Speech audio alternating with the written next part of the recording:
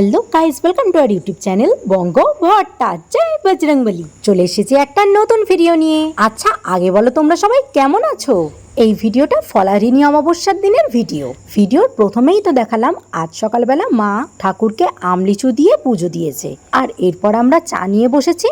আর মা পাপাকে আমছাতু দিয়ে মুড়ি মেখে দিয়েছে বলে মাম্মামও আমছাতু মুড়ি খাবে, তাই মাম্মাম এখন আমছাতু মুড়ি নিয়ে তো বসেছেই, তার সাথে আবার লিচুও নিয়েছে। আগেই তো তোমাদেরকে বলেছি মাম্মাম ফল খেতে ভীষণ ভালোবাসে। ধ লেখো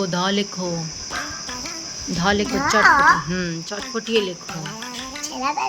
ছেঁড়া বেড়া করে কেন লিখবে? ও কি বলে? ও ছেঁড়া বেড়া করে লিখবে?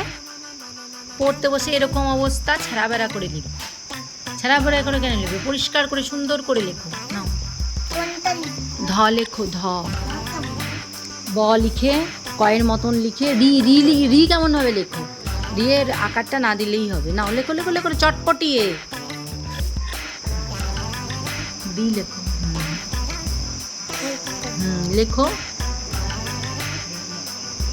মা রি বলেছি, ও কি লেখে? ও রি রি রি লি।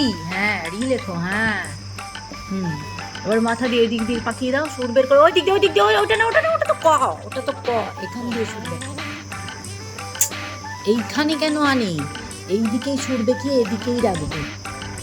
হ্যাঁ, রি গাই ধ। মাত্রা দাও। কি ঘিচি করেছে, কে বুঝবে? ধ মাত্রা দাও। দ ধ দ ধ। হ্যাঁ, দন্তন্য লেখো। দন্তন্য লেখো। এই যে মূর্ধন্য লিখেছো মাঝখান দিয়ে, মূর্ধন্য, আর দন্তন্য হচ্ছে একটু নিচ থেকে লিখবে, সোজাটা নিচ থেকে। মাত্রা দাও। দন্তন্যয়ের মাত্রা হয়, মূর্ধন্যয়ের মাত্রা হয় না। না, দেবে না, দিতে হবে না। দন্তন্য। তারপরে প লেখো। ওর সারা দিন শুধু চুলকাও আর চুলকাও। আমি পারবো না এত চুলকাতে রে। আচ্ছা, ঠিক আছে, প লেখো। ওই যে দ এর মতন লেখো, তারপরে মাথাটা ঢেকে দিলেই হয়ে যাবে। আগে এরকম করে সোজা টানো, পাখির ঠোঁটটি লাল করো। ওরম না, ব্যাকা হচ্ছে কেন? সোজা দাগ টেনে উপরে তোলো। ভি লেখো। এবার মাথা ঢাকা দাও। এতটা ওই দিকে নিয়ে যায় কেন? এ কি? এটা সোজা নামাও। এটা নিয়ে এইটাকে ঢাকা দিয়ে সোজা নামাও। হ্যাঁ, সোজা। ও বেঁকেই যাবে যতবারই। আচ্ছা, আমি দেখিয়ে দিই। প লেখো। এই যে এই হচ্ছে প। হচ্ছে প। পয়ে বলো জোরে বলো। আচ্ছা, বাকিগুলো লিখতে থাকো চটপট। আমাদের এই ঘরের না এই ফ্যানটা না খারাপ হয়ে গেছে, আর এখন মিস্ত্রি এসে সেটাই সারিয়ে দিচ্ছে। বাবা, আকাশটা শুধু দেখো কিরম কালো করে এসছে গো। রে বাবারে, মনে হচ্ছে এখনই ঢালবে এক্ষুনি।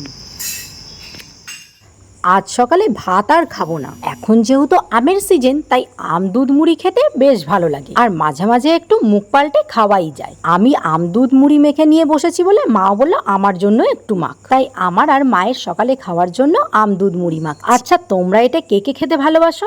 আমি না একটু মিষ্টিটা বেশি খাই, সেটা দুধ মুড়ি পায়েসে কি আর চাই কি। পড়েছে ঝিরঝির করে।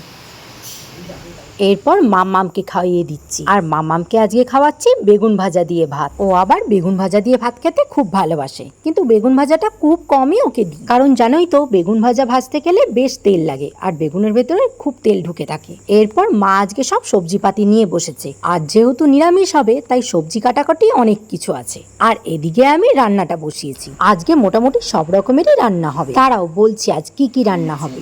মামা, কি হয়েছে? ওরা কি হয়েছে? কি বললে? এইমাত্র কি বললে আমাকে ডেকে? ওরা কান্না করছে, তাই জন্য ওরা চোখে কান্না করছে, তাই জন্য ওর বাচ্চা একা চলে গেছে। কি? ওর বাচ্চা চলে গেছে। ওর বাচ্চা একা চলে গেছে? কোথায় চলে গেছে? ট্রেনে করে। ওর বাচ্চা একা একা ট্রেনে উঠতে পারে, চলে গেছে। ও, আর ওকে একা ফেলে চলে গেছে ওদের দুজনকে, তাই কান্না করছে ওরা। তাই জন্য তাই জন্য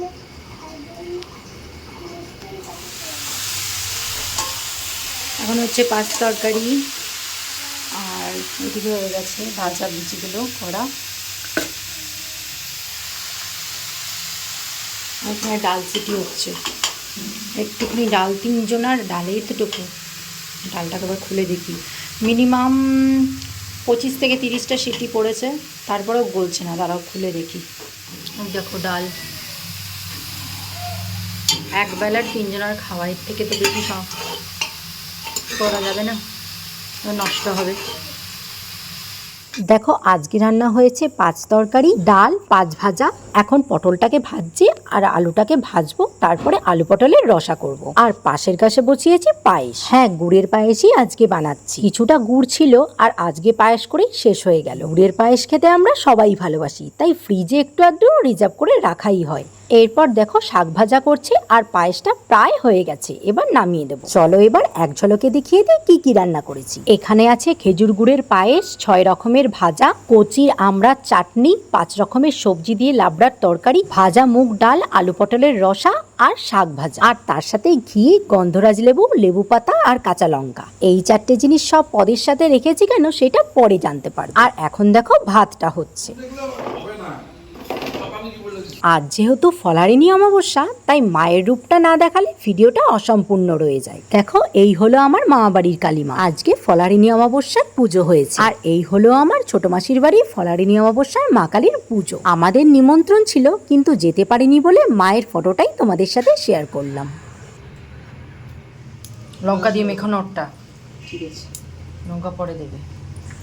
এবার বুঝতে পারলে সব পদের সাথে কেন লেবু লঙ্কা আর ঘিটা একসাথে রেখেছিলাম? কারণ ভাতটা সব পদ দিয়ে লেবু লঙ্কা, ঘি আর লেবু পাতা দিয়ে মাখা হয়েছে। এটাকে আমরা চলতি ভাষায় ঘাপ্পা মাখা বলি। আর যেহেতু আজকে আমরা নিরামিষ খেয়েছি, তাই মাছ সবকিছু রান্না করে আমাদের জন্য আজকে ঘাপ্পা মাখা করেছে। এটা আমরা সবাই খুব ভালো খাই, যদিও বা ভাই খায়নি, কারণ ভাইয়ের আজকে ওই বাড়িতে নিমন্ত্রণ ছিল। আর এই ঘাপ্পা মাখার মধ্যে কাঁচা লঙ্কার ডোলে খেতে যে কি ভালো লাগে, একদম অপূর্ব। বেশ একটা ঠাকুরের ভোগ ভোগ ব্যাপার লাগে। আর এই ঘাপ্পা মাখার সাথে পায়েসের জুটিটা কেমন বলো তো? ঠিক উত্তম সুচিত্রার জুটির মতো।